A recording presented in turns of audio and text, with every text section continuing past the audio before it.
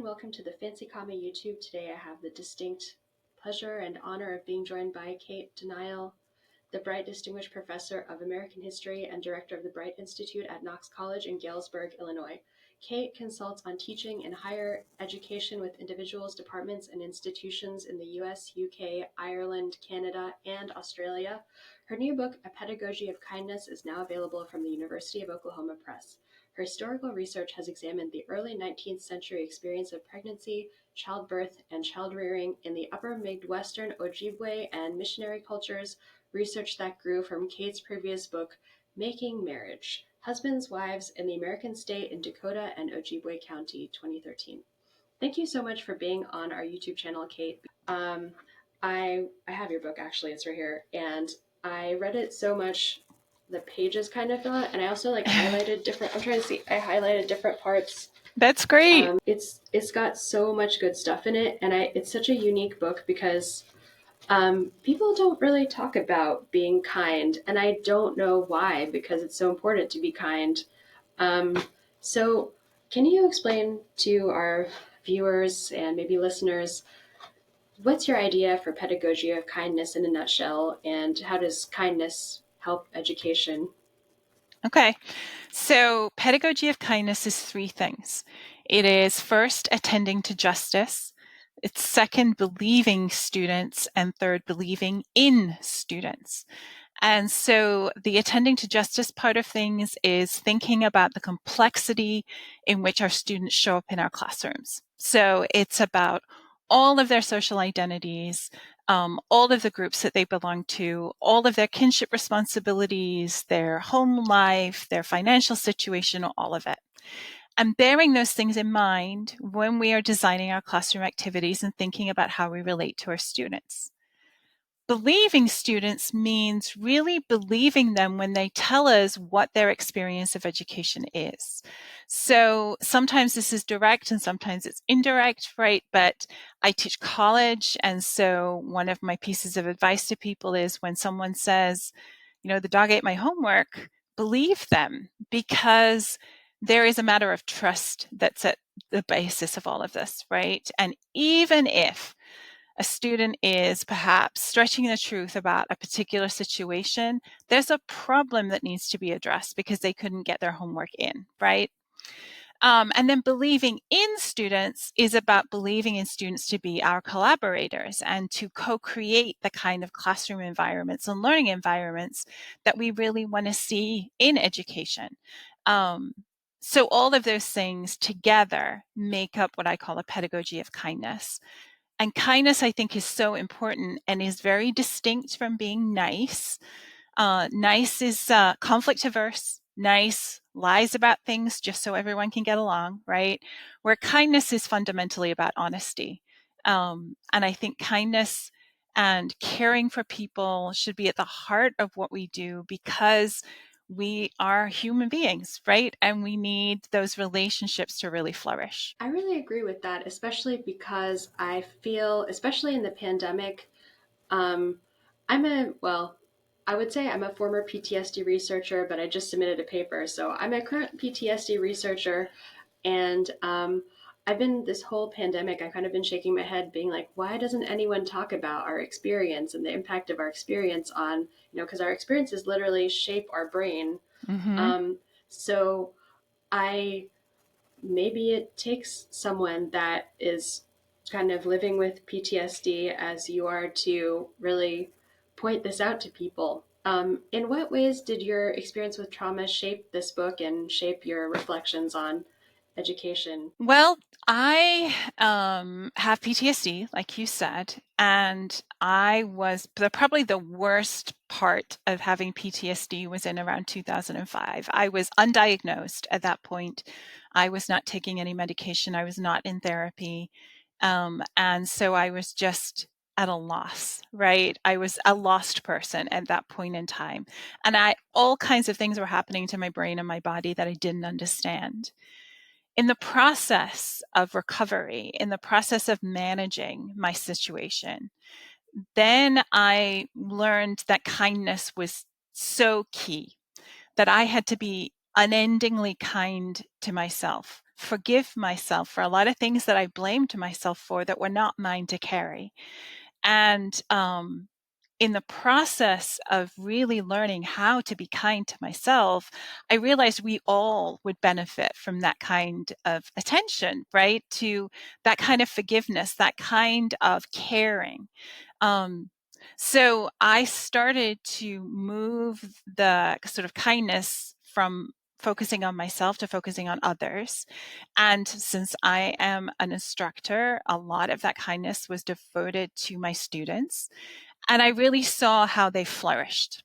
That it made a big difference to them to have somebody who really was invested in them and cared about them and made that super clear to them in every way that I could. So it sounds like your experience with trauma actually shaped your teaching style a lot. And I Yeah. think I'm a substitute teacher, and I think I've talked about it on our YouTube channel before. And I've been doing a lot of professional development events like online on Zoom. They're never paid, but I'm trying to become a really good substitute teacher because I'm a public school kid and now I'm subbing in public schools. So Right.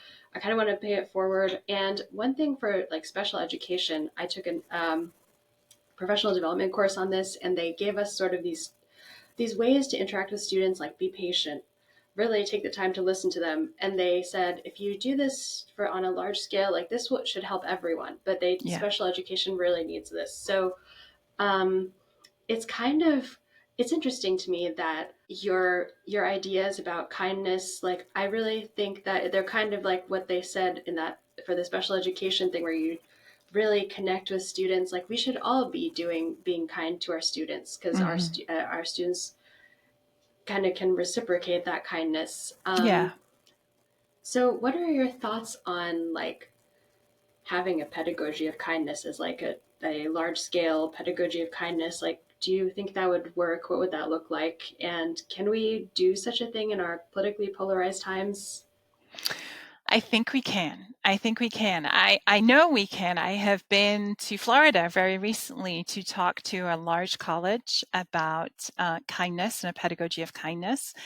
And the situation in Florida right now is such that there are words and concepts that I could not say while I was there. Um, and we found ways to still talk about being present for our students, about access, about belonging, and making sure that our students really feel like they belong in our classrooms, despite all the things that I couldn't say, right? So that is a really good example of how there are ideas and concepts that cross all kinds of divides, political and otherwise, right? Um, I think that kindness begins with very small steps, right? It's sometimes people think that in order to become great teachers, they have to sort of burn everything down and start over. And that's actually a really hard thing to do. The rebuilding takes so much time. And so I always advocate that people change one thing at a time and they see how that goes and they can make adjustments and then they try another thing and see if that will help as well.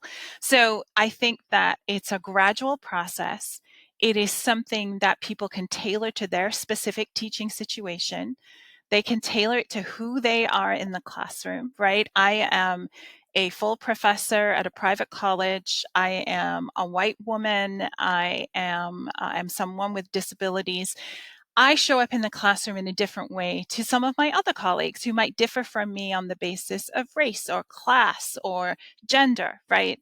So kindness is something that we can tailor to exactly who we are and who we need to be in the classroom. Um, so I'm always talking about, teachers are the authority on who they need to be in their particular classroom environment.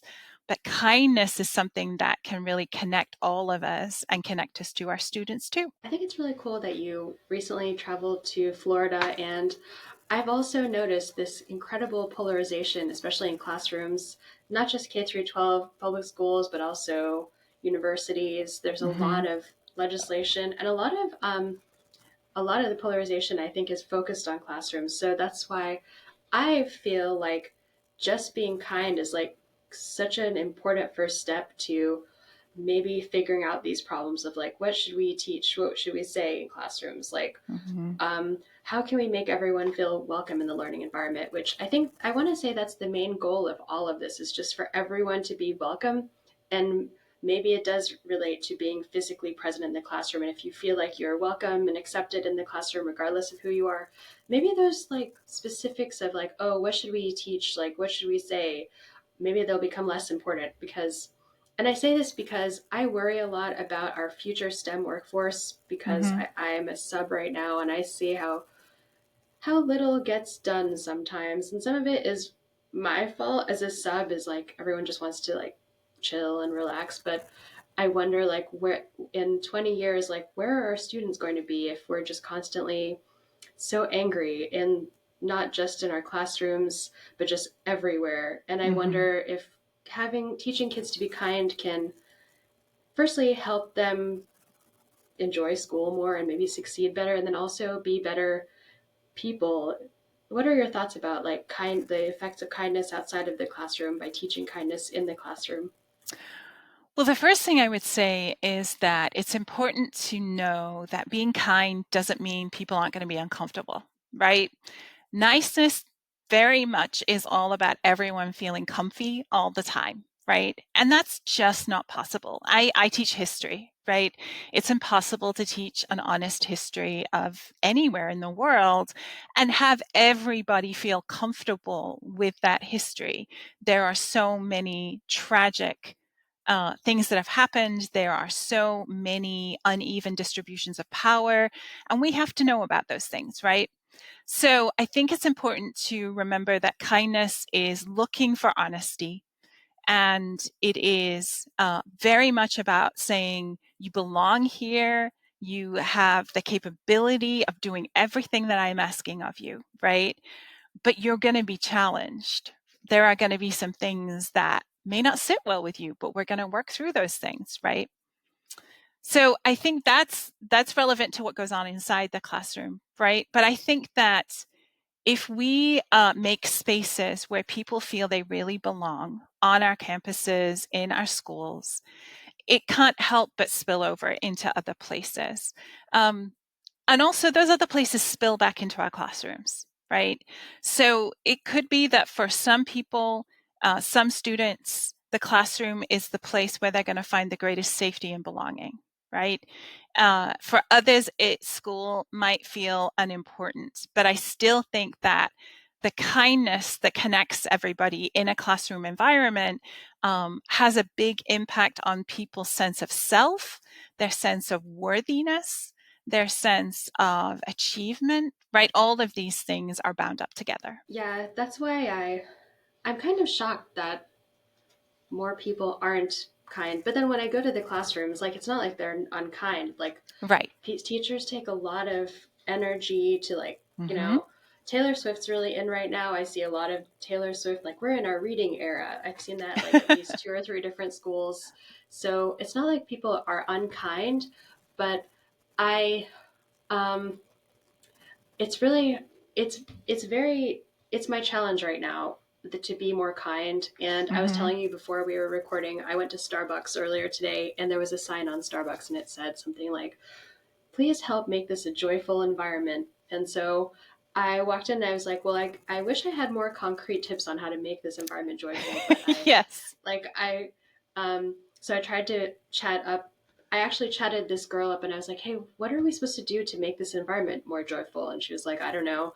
So, I was like, I really want to go to the Starbucks again because it makes me feel happy. It makes my nervous system, as a person that lives with PTSD, you know this much better than me, but when your nervous system's being weird, like it's just I don't like that feeling. And Yeah. I don't think if we focused more on our experiences and making others welcome and kind of thinking outside of ourselves, we could help people not like be so like on edge. Because and Mm-hmm. I personally really think that a lot of our political polarization comes from people being on edge and nervous all the time and trying to define their worlds. And I think that if we were kinder to each other, people wouldn't be so defensive about all of the different issues that are happening today. But I wish that more people would consider kindness in education. I know I definitely am now.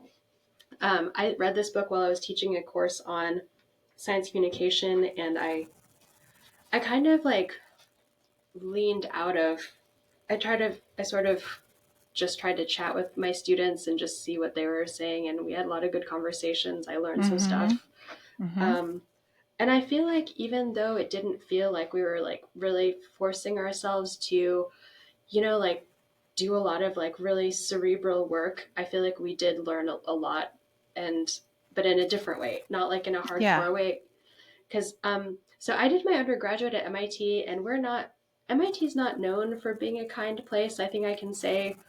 And so this kind of mode of thinking where you prioritize kindness, not that MIT isn't a kind place, like I've Mm-hmm. met the nicest people there, but and I would say that even the educational environment is not unkind, it's just hard, but just getting out of this idea of our students have to learn this and this equal partnership thing, I think is really important, because I've learned this as a tutor too. When you kind of make students do the work a little bit and put them in charge of their education, they actually learn a lot more and more sustainably, I would say. There's less tutoring required when you make the students do the work, but in a kind way. So Right. I wonder Right. if you have any comments on that or any Well, thoughts. I think you're right that most educators are not setting out to be unkind people, and I don't think they are unkind people. Um, but I do think that the way that we are taught to become teachers and educators is often replete with ways of thinking that are not kind. So when I was a graduate student, for example, and I was first teaching my classes, I was taught to think of students as my antagonists, that they were always going to try and get one over on me. They were very likely to cheat. They were going to plagiarize. They would challenge the grades that I gave them, right?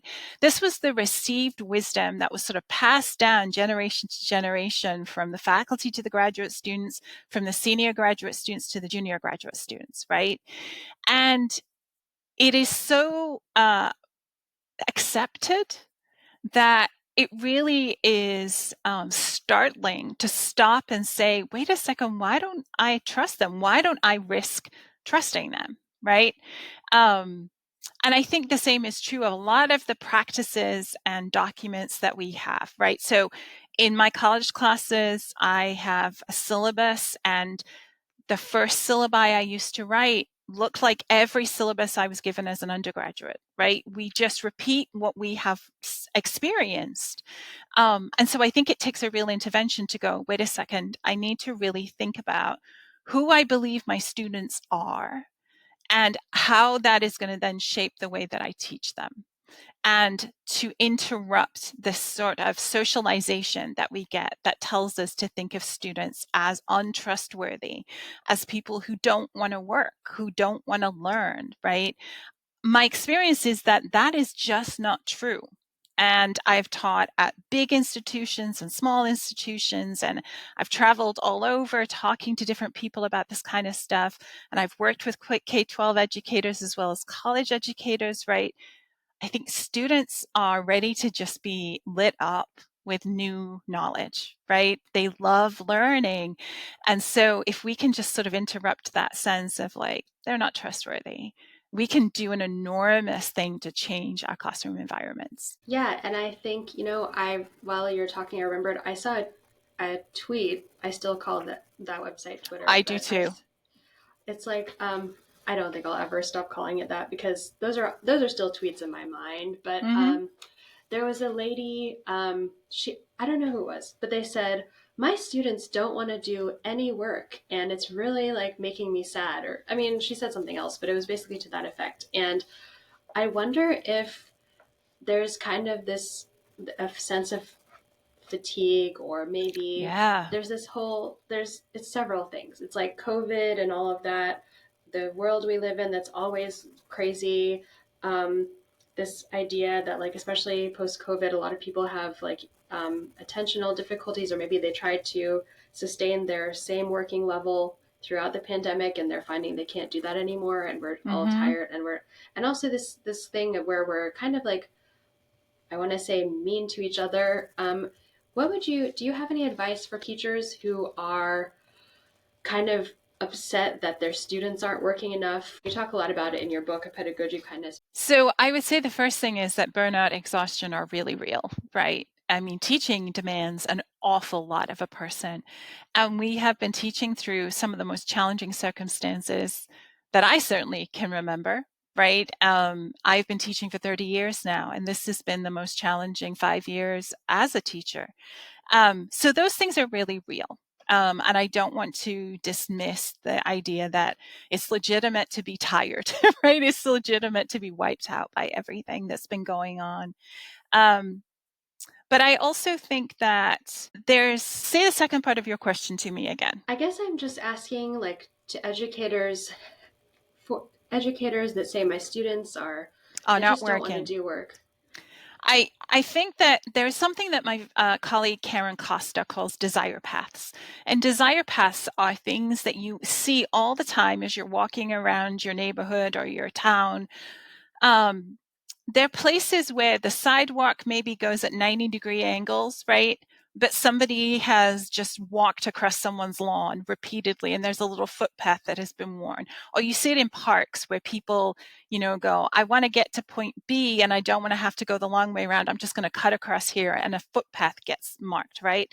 Those are what architects and landscapers call desire paths. They're people showing us where they want to go.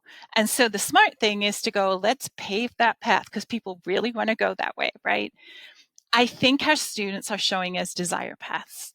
I don't think it's that students don't want to work. I don't think it's that they have no interest in knowledge and learning.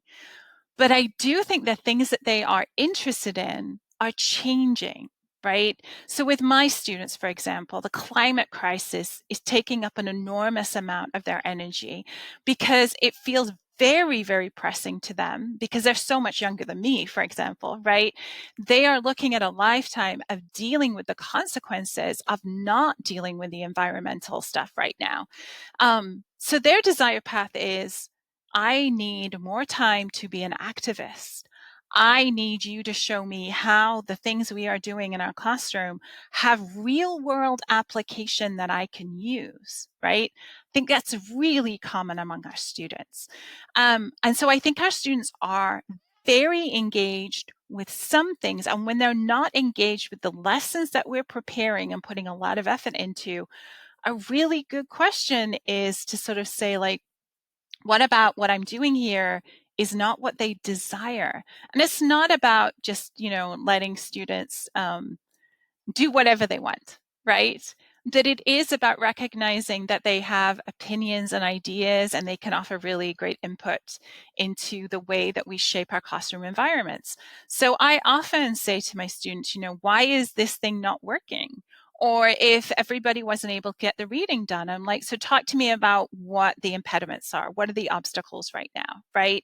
Those kinds of conversations at an age appropriate level are the key, I think, to meeting the challenge of our students' connection to education being very different than ours was when we were their age. I found that to be true as well as a tutor. A lot of times just asking I get a lot of students that just don't want to, they seem like they don't want to do anything. And I can relate because when you're stuck on a problem, you're just like, I give up. And, Mm-hmm. but if you can get students to kind of not give up, but just sort of take a breather rather than, this was a sign I saw in one of the classes. I was like, teach your students not to quit, but to rest when they are burdened and weary or something like that. Yeah. So I never learned that growing up. I Mm-hmm. always tried to persevere through everything, and that's not always possible to persevere through everything. So now Right. in my adulthood, I'm learning sometimes it's okay to just take a break, lean out of something for a while, and then get back into it later. You're not, it's not due to your motivation or your abilities, but you just hit a mental roadblock, and Yeah. that can be very hard. Yeah. So, how have you been able to be more kind? And have you found that your kindness has kind of spilled out of the classroom? Have you found yourself being more kind, more happy, more fulfilled? Like, how has this transformed your personal life, if I can ask? Like, is it a Yeah. transferable skill? Yes, it very much is. I mean, one of the things I say in the book is that kindness is not a feeling so much as it's a discipline. It's a thing that we do. we're not always going to feel like being kind to ourselves or to other people. But the key is to do kind things, to do kindness, right? Even on the days when we are just mad about it, right? And we don't want to do the thing. If we can do the kind thing, it becomes a reflex. It becomes something that is our first port of call when we're in a stressful situation, when we don't know what we should be doing next, right? So I found that defaulting to asking myself, what is the kind thing to do here? With all those caveats from earlier about kindness is not just about getting along, kindness is not niceness, kindness is honesty, right? Asking myself what the kind thing is to do here has really become a reflex. And that is so helpful in lessening the tension that I feel, the stress that I feel, the ways that I relate to other human beings. I can still be so mad when I get cut off on the highway or whatever, right? But the kind thing to do is to, to breathe, to turn up my music, to sing along, to do whatever it is that I need to do. The unkind thing is to then tailgate that person, right? Because they cut you off in traffic. That's the sort of thing that I do kindness even when I'm feeling annoyed, right? So that's a silly example, but it really has made a big difference to me. I can really relate to your driving example because I think Oklahoma City is like number 4 in road rage. It's really bad. Like one day I was driving and someone cut me off in the fast lane on the highway, and I sort of had this like heart palpitation. Now, and I read this study that said that being angry is actually really bad for your heart. So ever since I read that study, we kind of already knew that, but I'm a scientist, so I facts always are more convincing to me than anything. So I was just Mm-hmm. like, well, I guess I have to be less angry on the highway. Otherwise, I'm just going to get like heart problems and, Sure. and maybe even you can probably get PTSD from driving in Oklahoma because it's quite, there's been a number of really high profile road rage incidents, but I learned Yeah. from driving that if you kind of what you said, like if you're always reacting to other people, you just get more and more mad. Like I went running yesterday or 2 days ago, and I was like, well, I'm going to try to be more kind because someone told me, I wish you were more kind. And I was like, well, I mean, I'm not unkind, but I can definitely be more kind. So Mm-hmm. I made a point to actually say hi to people and force myself to be kind to them. And I was surprised that and it wasn't like niceness, it was just like acknowledging that there's another person here, we're doing our Yeah. workout together, Yeah. not just being nice like but and it was actually at first it was actually really hard because I was like they don't deserve my kindness. They don't Mm-hmm. deserve kindness. Like they're just but it's like that's the thing about kindness I think is that it comes from a place of automatically just being accepting of your fellow humans and I actually felt really fulfilled and really happy after my walk, my run Yeah. actually. Yeah. So I think like maybe kindness is one of those things where like the more you do kindness, like you say, you force yourself to practice kindness, you feel more fulfilled and more happy. And I Yeah. think that's good for your health and for you as someone living with PTSD, that probably you really need to do that. But other people, they probably just should do that because it's just a good practice. I think you do say this in your book that kindness begets kindness. Mm-hmm. I don't think you can trust that kindness will always be met with kindness, and I think that you have to be prepared for the fact that other people have their own stuff going on, and sometimes they're going to be angry or unreasonable in the at least we read it as unreasonable, right? Or petty or upset, all of those things, right? I think kindness is the thing you do no matter what that situation is, right? It's about being right with yourself. Um, and I think that sometimes the other person that we are talking to is being offensive. Sometimes they are being prejudiced. Sometimes they're discriminating against us, right? And there, what kindness means is drawing a really clear boundary out of kindness for yourself, right? And not interacting with that or finding the way to preserve your sense of self, your sense of sanity, your sense of wholeness in the face of that, which is tremendously hard. But I do think that this is what, again, I mean by kindness is a discipline. It's something that you do reflexively, and you are kind to yourself also. So it's not just anything goes. It's not prostrating yourself. It's not being a doormat. It is having a really healthy sense of, these are the limits of what I can give. And I'm gonna make sure those boundaries are healthy and stable. And I think that's very much in the mix too. I think the hard part about kindness is what you mentioned. Like, there are mean people, and I Mm-hmm. feel like that kind of my past experiences kind of conditioned me to just want to not trust people and to be maybe Yeah. mean, or sometimes I just feel like I don't have the physical resources to literally be kind Mm-hmm. to someone. So, what do you do in those situations where you feel like you just don't have it in you to be like, how do you force yourself to be more kind? I mean, you talk about it in the book, but do you have any like strategies that, like, when you don't feel like being kind, that you just do and try to overcome your past experiences, especially as someone living with PTSD? I think the boundaries thing is so important to have a sense of before doing any of this, right? You have to know your own capacity. You have to know what your own stresses are. You have to know what your triggers are, perhaps, right? Um, it is not incumbent upon any of us to put up with abuse, to put up with discrimination and prejudice, right? That is absolutely not what this is about. But the point you made about trust is a really good one.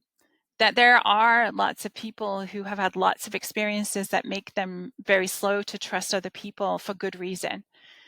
So, what I say is that trust is something that we risk, no matter when we risk it. We often talk about building kindness, not kindness, trust over time, right? But no matter when you decide you're going to trust people, it is a risk. So, the way that I think of it is I'm going to risk to trust people quite early, and as and when situations arise that suggest that my trust was misplaced, I will deal with those situations, right? But I won't presume that everyone deserves my suspicion because of my experience with certain individuals, right? So it's easy to default to distrust. I come from a place that trusts but verifies, right? So I trust, and then if somebody shows me they're not worthy of that trust, well, then I recalibrate, right? And I do something different. Honestly, I think that's the hardest part about teaching, though, because I come into teaching as I'm not a teacher by as my job, but I come into teaching with a lot of social expectations and being kind of conditioned by society, unfortunately, to have certain beliefs and even fears. And Mm-hmm. the hardest part about teaching was actually putting those aside and being like, hey Mm-hmm. guys, like, let's all learn and like try to create an environment of learning. Like, that part, that is really hard, because like there's always this fear that, like, what if my students are, like, what if they don't really like me at all and like I've just met them, or like what if they, Mm-hmm. there's any number of things. But I found that it's kind of like the more you are kind, the more kind your students are in return. And it's very rewarding, and it's also really good for your brain to be kind as a young person growing up. Those early social experiences are really valuable. So it's kind of like I force myself, because I'm a neuroscientist and I really want these students to have good, brains. So I'm trying to like force myself to be more kind, and it's a little bit exhausting. Like yesterday, Yeah. I did a subbing job, and I was physically tired by the end of it, but I had Yep. forced myself to be kind and everything. So, but it was worth it. I felt really recharged and really like I did feel very energized after. I mean, Good. energized emotionally, but not Yeah. physically. Like, Yes. Yeah, I I was understand. also Yeah. sore from my run where I was being Yeah. nice to everyone, but it's Yeah. been kind Yeah. of it. It's but I'm really all in for this idea of kindness. I love your book. This is such a good book. I wish more people would read it and actually like apply these. I really think that our education system should just like codify kindness into the curriculum, because I think it really makes a difference. It makes a difference socially. It makes a difference neurologically. And it just makes society better to like be kind. And then we get into this practice of being kind to everyone. And that has a lot of effects for society and like how we live, work, play, etc. Yeah. as a altogether. Yeah. So, do you have anything else you want to talk about, or any cool things that you're working on right now? Anything you want to shout out? I really enjoyed this conversation, by the way. Me too. I would say I am working on a project, uh, figuring out the next steps in a project called Care in the Academy, which is about how do we take care of faculty and staff. So during the pandemic, there was an awful lot of focus put on making sure our students were okay. And that was exactly the right thing to do. But there was also some sort of benign neglect of taking care of us, right? And so I was the primary investigator on a Mellon-funded grant that was looking at how do we actually grapple with issues of care in the academy. And that was an 18-month grant that ended in December of last year. And so now I'm working with a whole group of incredible people from across the country to try and figure out how do we keep this going and how do we take it further? What are the next steps? And so that's what I'm busy doing at the moment. So I guess the only other thing I would say is that if you're interested in this concept of kindness, in the book, there are lots of really practical strategies for what does this look like in classroom spaces. And while the examples I draw from are from my teaching life, so they're all about higher ed, many of those examples are transferable to other kinds of classrooms too. Yeah, you talk about it in the context of higher ed, but I've applied this in pre-K through 12, and it's always been, it's kind of like it gives it dividends of kindness. It's just Yeah, like kindness upon kindness. It makes you feel so happy to be kind. And even though you don't get that feeling of, oh, we're forcing these kids to work so hard. I mean, sometimes they probably won't work hard if you are not kind, but it's a different kind of feeling of reward. And maybe it's because I'm making a transition from the student to the teacher. This is the only book I've ever read on pedagogy, I think. And I hope you write a second book about kindness and pedagogy so I can read it, because I don't have a lot of time as someone not in education. Like mm-hmm. I'm just a sub to pay the bills, as Right. sad as that sounds, but this was like, it wasn't technical. You don't have to have a background in education. I'm a scientist. I mean, I've taught classes, but not like in education. So Mm-hmm. this is one of those books where you can pick it up and read it. This is my infomercial for your book. You can pick up and read this book, and it has all of this like really useful stuff, and it even has like how to write your syllabus, or like how to like do introductions or something, and Yeah, kindness in the assessment process. So it's kind of like the end to end.